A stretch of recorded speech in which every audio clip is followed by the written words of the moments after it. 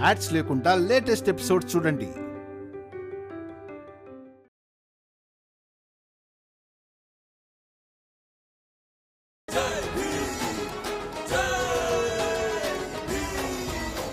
మేమేమీ గెలుస్తామని చెప్పడం లేదు. చివరి దాకా పోరాడుతాం. ఎట్టి పరిస్థితుల్లోనూ పోరాడతాం. ఈ మాట నేను ఖచ్చితంగా చెప్తున్నా.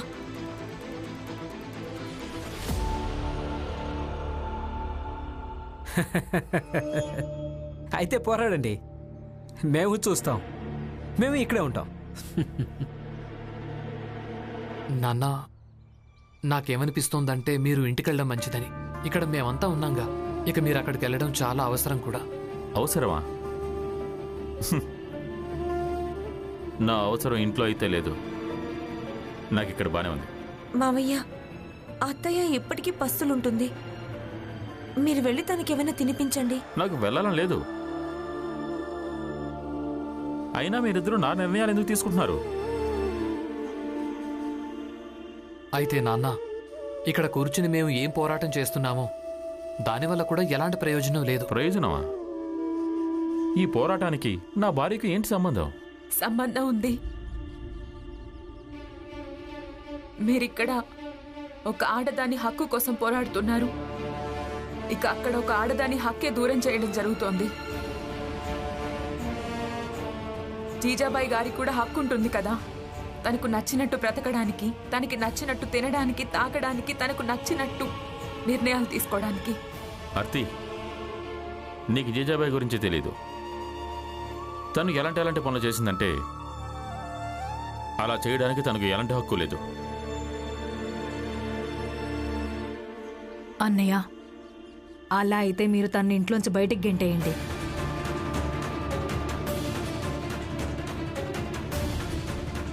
అలాగే చెప్పండి, మీకు తనకు ఎలాంటి సంబంధం లేదని.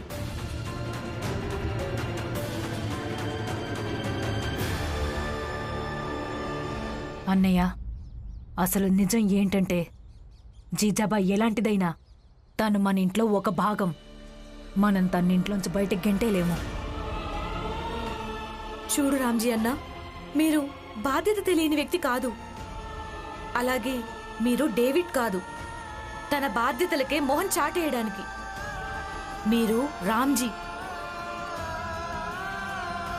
అందుకే మీరు వెళ్ళండి. అలాగే జీజాబాయికి ఏదైనా తినిపించండి. నేను వెళ్ళను.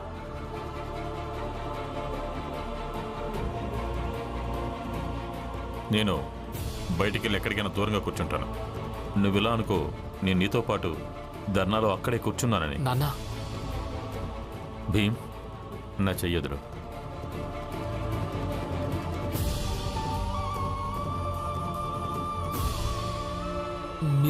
మీరు అర్థం చేసుకోవడానికి ప్రయత్నించవచ్చు కదా. మీరు అక్కడికి వెళ్ళటం వల్ల ఎలాంటి సమస్యలు రావు. పైగా ఏవేవి సమస్యలున్నాయో అవి పరిష్కారం అవుతాయి. ఇక ఏమైనా చెడిపోకముందు పరిష్కరించటం మంచిదే కదా నాన్న.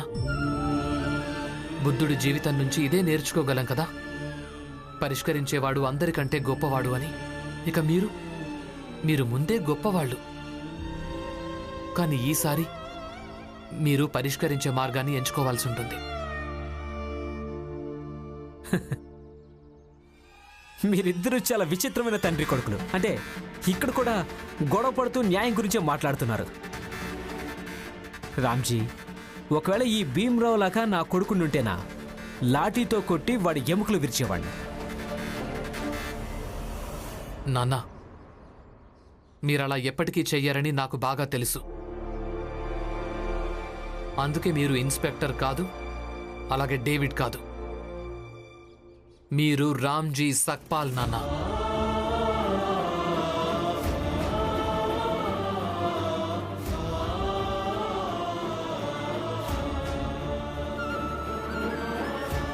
అందుకే మీరు ఇంటికి వెళ్ళండి నాన్న.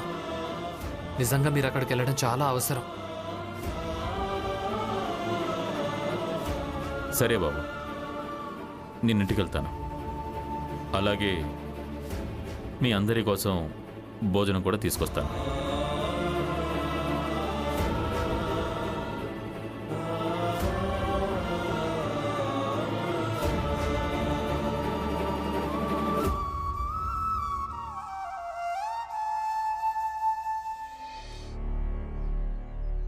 సాహెబ్, నాకు తెలిసిందేంటంటే మీరు మా జాతి వాళ్ళ జీవితాల్ని బాగు చేస్తారట కదా.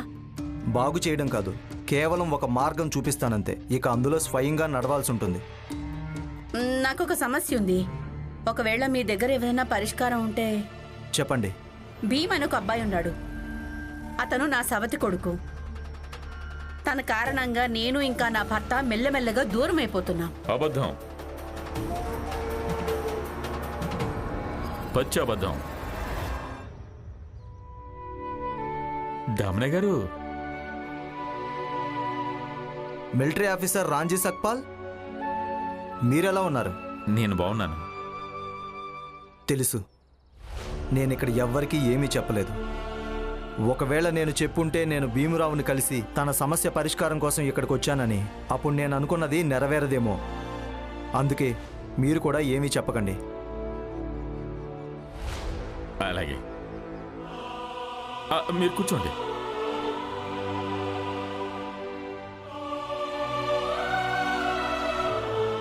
ఇలా చూడు జీజాబాయ్, నువ్వు ఏ భీమ్ మీద ఫిర్యాదు చేస్తున్నావో వాడే నన్ను ఇక్కడికి పంపించాడు. ఎందుకంటే నేను నీకు ఏదైనా తినిపించాలని, తాగించాలని. ఒకరిని ఇంతగా ద్వేషించడం అంత మంచిది కాదు. రాంజీ, కూర్చోండి. అలాగే.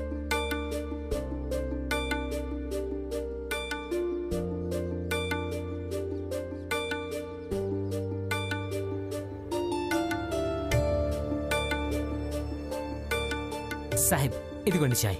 వద్దు, ముందుగా అందరికీ చాయ్ ఇవ్వు, ఆ తర్వాతే నాకివ్వు. సరే సరే, అలాగే. ఇప్పుడే అందరికి ఇచ్చేస్తాం. సరే, పద పద. ఇదిగో తీసుకో. ఇదిగో.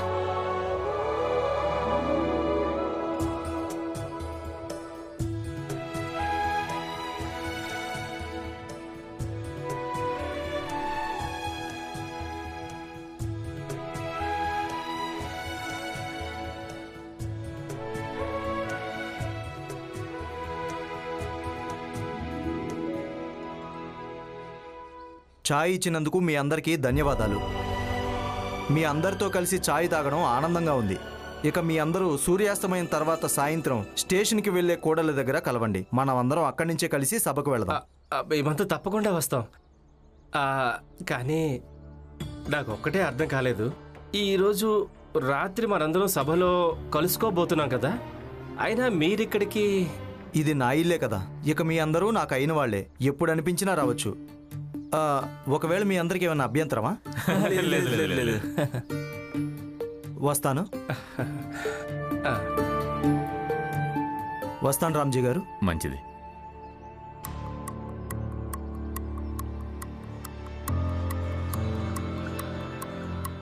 ఈయన ఎక్కడికి వచ్చి భీమ్కెలా సహాయం చేస్తున్నాడు? పైగా నన్ను కూడా చెప్పొద్దని చెప్పాడు. అసలు నాకేం అర్థం కావడం లేదు. సాహెబ్, అది దామ్నే గారు మా బస్తీకి వచ్చారు. ఇక మా అందరితో పాటు కలిసి కూర్చున్నాడు. అలాగే చాయ్ కూడా తాగాడు. అవునా? చాయ్ తాగాడా? ఇంకా ఇంకేం చేశాడు? నోర్మాయ్, అసలు మేము చాయ్ నీళ్ల గురించి వినడానికే కూర్చున్నామా? ఆయన ఏం చెప్పాడో అది చెప్పు. ఆయన ఏం చెప్పారంటే, ఈ సూర్యాస్తమయం తర్వాత మేమంతా స్టేషన్కి వెళ్లే దారిలో కూడలు ఉంది కదా, అక్కడ మేమందరం కలవాలని. అలాగే ఆయన మా అందరినీ సభకు తీసుకెళ్తానన్నారు.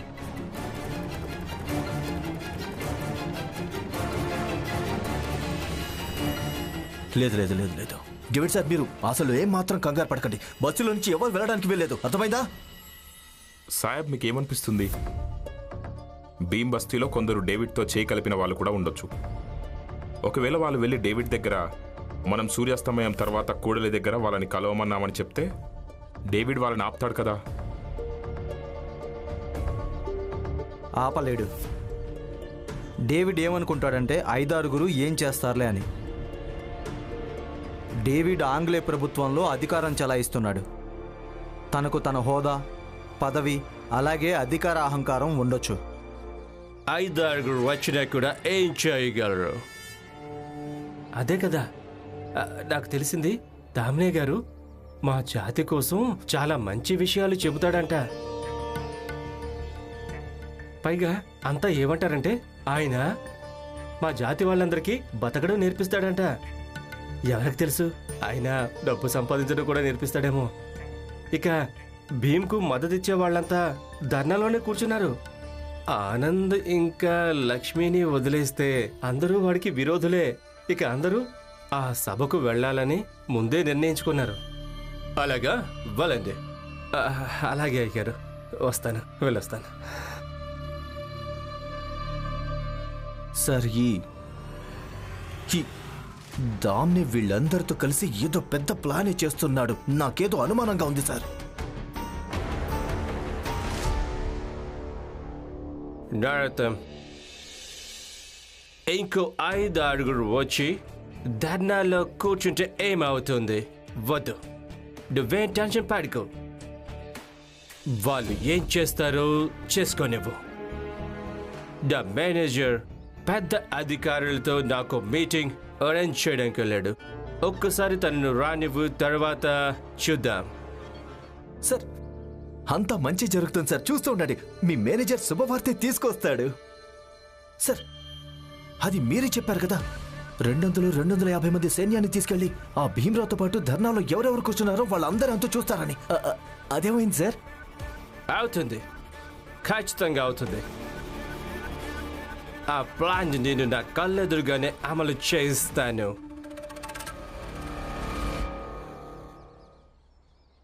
ప్రసాద్, కొన్ని నల్లగంతల్ని ఏర్పాటు చేయి. నల్లగంతలా?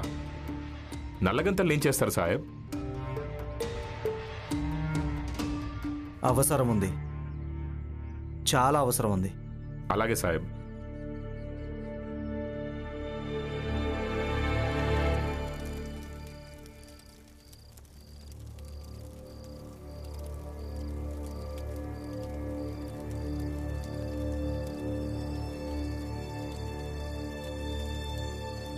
ఇదిగోండి, మేమంతా వచ్చేసాం.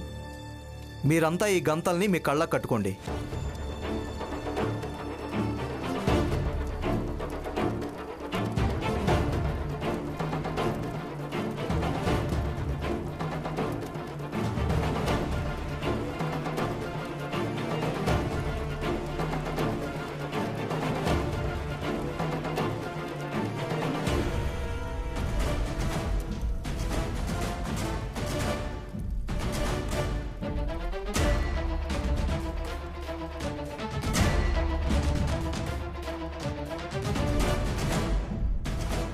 కంగారు పడకండి, కట్టుకోండి.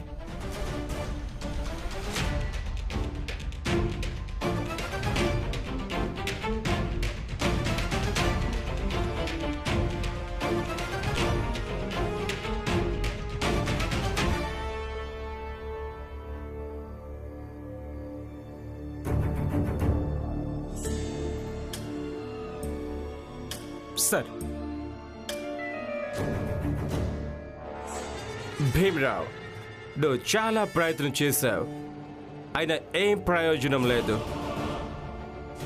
సరే, సైన్యం ఇక్కడికి వచ్చి విధ్వంసం సృష్టించడం నాకు ఇష్టం లేదు. నీ దగ్గర చివరి అవకాశం ఉంది, చూడు. టేబుల్ తీసుకురండి. I have a surprise for you.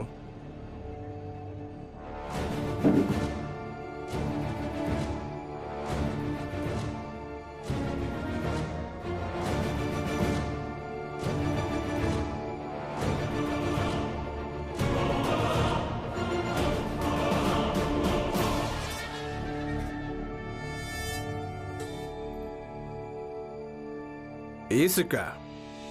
ఇప్పుడు ఈ ఇసుక పూర్తిగా కిందకి జారినంత వరకు అంతవరకు నీ దగ్గర అవకాశం ఉంది పారిపోవడానికి.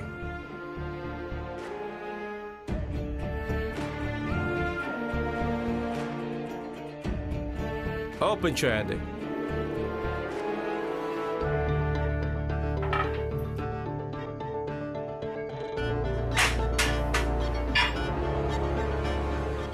ఏమిని తీసుకెళ్ళు. ఇక మరోసారి నీ మొహం చూపించకూడదు, లేదంటే మిమ్మల్ని ఇక్కడి నుంచి ఖాళీ చేయించడానికి మేము ఎలాంటి ఏర్పాట్లు చేశామో మీరు కళ్ళు కూడా ఊహించలేరు. ఏర్పాట్లన్నీ పూర్తయ్యాయి.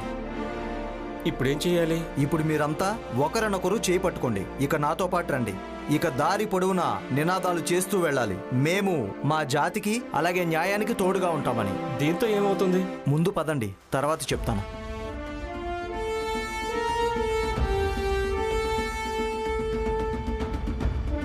మేమంతా మా జాతికి అలాగే న్యాయానికి ఎప్పుడూ తోడుగా ఉంటామని చెప్పండి. మేమంతా మా జాతికి అలాగే న్యాయానికి ఎప్పుడు తోడుగా ఉంటాం. మేమంతా మా జాతికి అలాగే న్యాయానికి ఎప్పుడు తోడుగా ఉంటాం. మేమంతా మా జాతికి అలాగే న్యాయానికి ఎప్పుడు తోడుగా ఉంటాం. మేమంతా మా జాతికి అలాగే న్యాయానికి ఎప్పుడు తోడుగా ఉంటాం.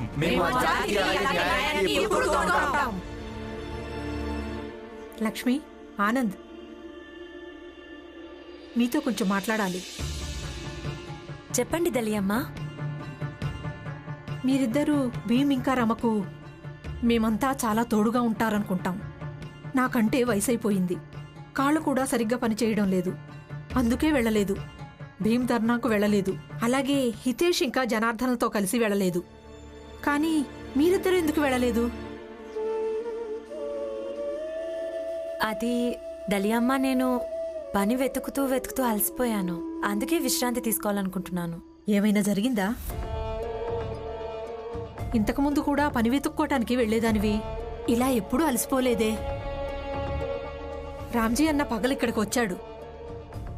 ఆనంద్ని ఏదో అడిగాడు. ఆనంద్ కూడా జవాబు ఇవ్వలేదు.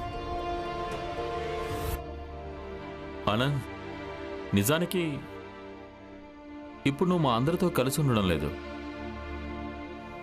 అలాగే నువ్వు చాలా స్పష్టంగా చెప్పావు, ఎవరైతే కలిసి ఉండడం లేదో వాళ్ళు పోరాడే మైదానాలు వేర్వేరుగా ఉంటాయని. అయినప్పటికీ అక్కడ స్టేషన్లో నేను ఇంకా భీమ్ నీ కోసం అలాగే లక్ష్మి కోసం ఎదురు చూస్తూ ఉన్నాం. కానీ మీరు రాలేదు. నాన్న, నన్ను క్షమించండి, కానీ నేను ఇంకా లక్ష్మి ఇదే నిర్ణయించుకున్నాం.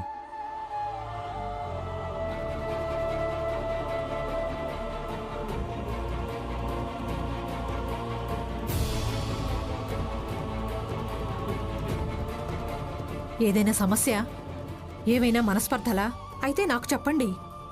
అందరితో నేను వెళ్ళి మాట్లాడతాను. మీ ఇద్దరిని ఈ విధంగా భీమ్ ఇంకా రమలకు దూరంగా చూడడం చాలా వింతగా అనిపిస్తుంది. నాకు బాధ అనిపిస్తోంది తల్లి. ఇక నేనిది పూర్తి నమ్మకంతో చెప్పగలను. భీమ్ ఇంకా రమ కూడా తమని తాము మీరిద్దరూ లేకుండా చాలా బలహీనులుగా భావించుకుంటారనుకుంటాను. చూడండి దలియమ్మ, నేను ఇంకా లక్ష్మి మాకు నచ్చినట్టు బతకాలనుకుంటున్నాం. ఇక భీమ్ రమ తమకు నచ్చినట్టు బతకని. అలాగే మీరు నాకు ఎన్ని చెప్పినా అది నా మీద ఎలాంటి ప్రభావం పడదు. దలియా అమ్మ, ఈ విషయంలో మీరు మమ్మల్ని మాటలనండి లేదా తప్పుగా అర్థం చేసుకోండి. మేమేదైనా అంగీకరిస్తాం. కానీ ఇప్పుడు భీమ్రావ్ ఇంకా రమతో పాటు మేమిద్దరం ఒకే మార్గంలో నడవలేము. లక్ష్మి,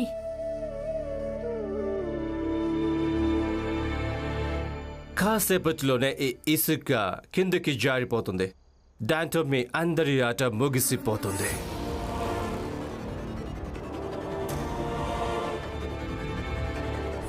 సార్, నిజానికి ఈ భీమ్రావు గురించి మేము చాలా విన్నాం. పదునెక్కువని, తెలివైన వాడని, ప్రతి పోరాటంలోనూ గెలుస్తాడని. కానీ ఇంత పెద్ద మూర్ఖుడని మేమైతే అనుకోలేదు. కాసేపట్లోనే సైన్యం ఇక్కడికి వస్తుంది. ఇక వీళ్ళందరి రూపురేఖలు మారిపోతాయి. ఇక తను మౌనంగా నిలబడి ఉంటాడు. సరే, ఇతని స్థానంలో మేముంటేనా కాళ్ళ మీద పడేవాళ్ళం, క్షమాపణ చెప్పేవాళ్ళం. కానీ ఇతని కారణంగా అతని ముసలి తండ్రి, అత్త, భార్య, పిల్లలు అందరి ప్రాణాలు ప్రమాదంలో ఉన్నాయి. మీరిద్దరూ స్టేషన్కి వెళ్ళండి, అలాగే నిశ్చింతగా ఉండండి. ఈ రోజు వాళ్ళు 10,000 మంది సైన్యాన్ని తీసుకొచ్చినా కూడా అయినా మిమ్మల్ని ఏమీ చేయలేరు. ఏదో ఒకటి మాట్లాడు భీమ్రావ్. ఈ బారిస్టర్ కలలు కంటూ ఉండే భీమ్రావ్ మా ఇద్దరు కానిస్టేబుల్ పరిహాసానికే జవాబు చెప్పలేకపోతున్నాడు.